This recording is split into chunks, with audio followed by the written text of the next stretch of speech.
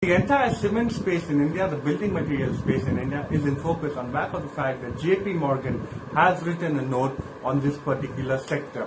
JP Morgan at this point of time continues to like the cement space. However, it has come out with a few caveats in order to how exactly investors and traders should go about earning as well as owning them. Now, the other important thing that they are saying at this point of time is that cement stocks in India still have some potential and further potential to run up, given the fact that pricing as well as demand has been quite resilient. However, at this point of time, they are staying a little cautious given the fact that valuations for cement companies, especially when compared to their own historical averages, are trading at multi-year high.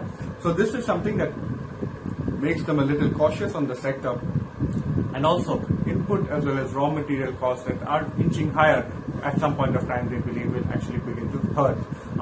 At this point of time, the companies that they are looking at, they believe that may actually go ahead and show very good profitability as well as earnings growth in fourth quarter, and they believe that this may cause a reason for further earnings upgrade.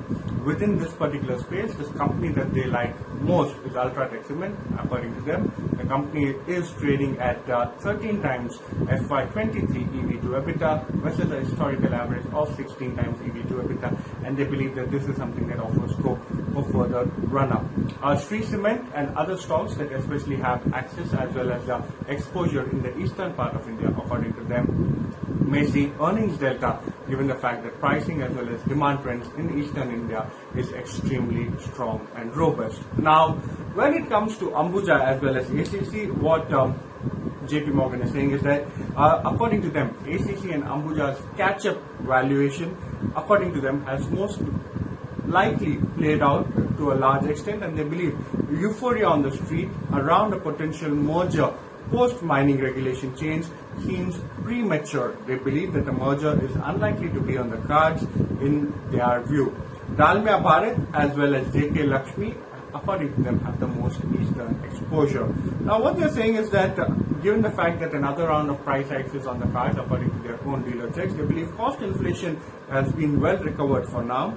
They believe March most likely is going to be a very good quarter, but going forward in the June quarter, remember, JP Morgan feels that it is a monsoon quarter and it is turning out to be generally a historically weak quarter. They believe that most likely prices will be down marginally on a sequential basis in Q4 as price hikes were concentrated in March, and the share of non-trade segment where margins are lower is actually picking up significantly. They believe Q1 will be better as the full flow of pricing hikes will be playing out in Q1. They also expect commentary on demand and pricing to be constructive in the earnings calls, and this is a case, according to JP Morgan, for a consensus earnings upgrade. So overall, watch out for this particular space. A lot of bullish narrative. However, valuation seems to be a bit of a dampener at this point of time.